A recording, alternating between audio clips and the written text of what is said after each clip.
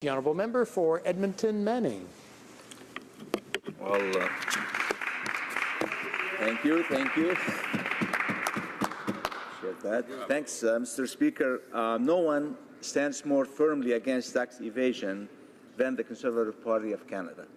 We believe that all taxpayers should pay what they owe in taxes and that there should be no special treatment. The Conservative Party believes in keeping taxes low for all Canadians, but we also believe in ensuring that all corporations and individuals pay their fair share of tax. We are committed to lower taxes for all Canadians, not just a select few. The previous Conservative government had a strong record of standing up to international tax avoidance. In order to enhance the integrity of the tax system, Conservatives created the Stop International Tax Evasion program, aimed at reducing international tax evasion and avoidance. We remain committed to addressing the issue of international tax evasion and avoidance, and will continue to advocate for Canadian taxpayers. Under the leadership of Prime Minister Harper, the government moved aggressively to close more than 85 tax loopholes, which saved the government and the taxpayers of Canada billions of dollars annually. However, I do have some concerns about this motion, which does not seem to take into account the structure of our tax system. I think it is offensive to Canadian taxpayers to suggest that those who take advantage of legitimate deductions and exemptions should be lumped into with those who are evading their taxes by hiding money offshore.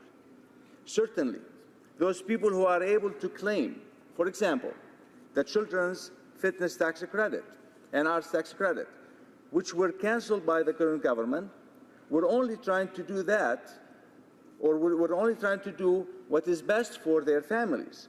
They were using the deductions allowed them by the law. I can only conclude that the honourable member who sponsored this motion does not understand that the tax deductions are available to all Canadians. They are part of making the taxation system fair for all. They are not something offered to benefit the ultra-wealthy. No one disputes that tax evasion is a problem, whether it's a $7 billion annually or whether it's $70 billion. The honourable member cannot say for certain, as the number is only an educated guess. But it is important to remember that we in this House are responsible for the laws and regulations of the taxation system. If there are loopholes, deductions and exemptions, we have only ourselves to blame. Certainly, it is not fair to blame the taxpayer for taking advantage of what they are legally entitled to. And for sure, I stress the word legally in this matter.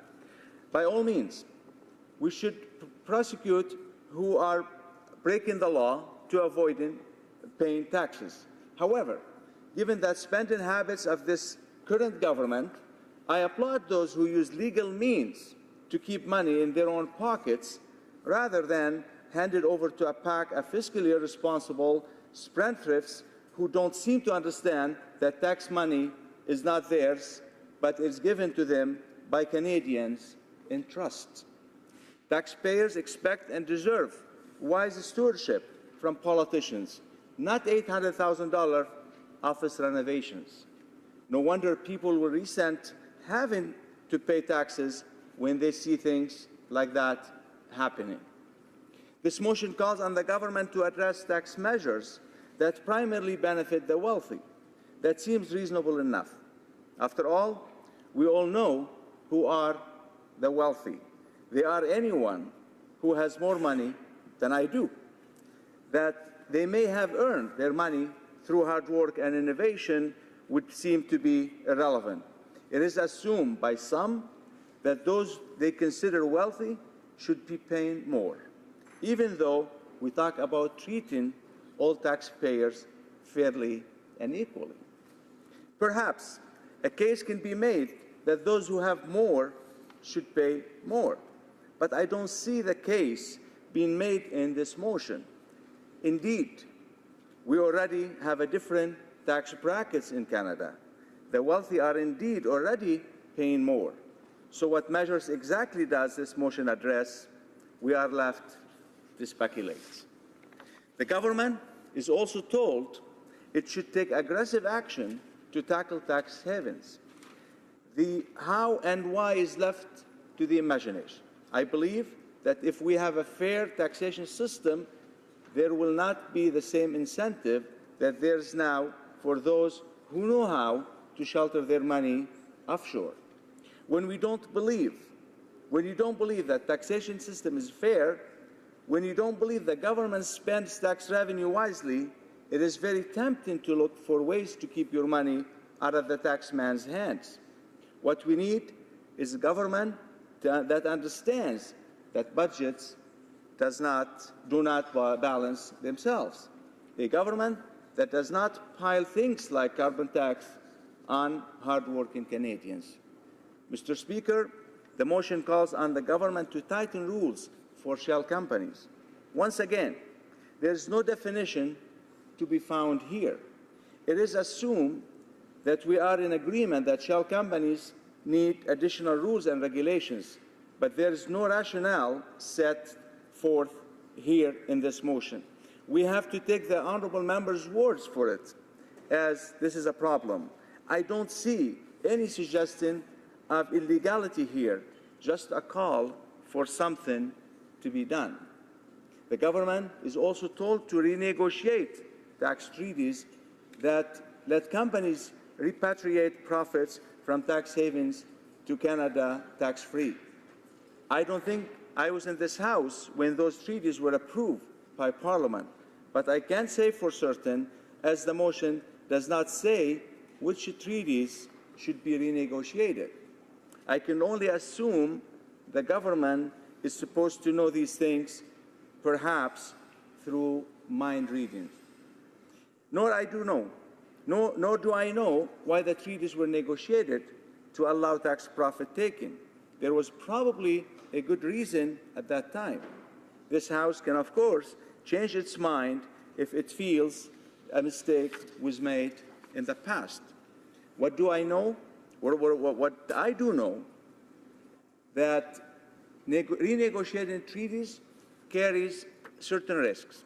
There has been a lot of publicity recently about politicians who want to renegotiate certain treaties. The implication is that there are winners in such negotiations and there are losers. There's not always equal treatment. If we ask to reopen a treaty, while Canada may have a certain goal in mind, that goal may not be shared by other country or countries.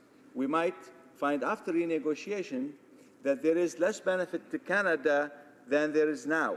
But I am only speculating, as there are no details here. We are just supposed to know what the bad deals are.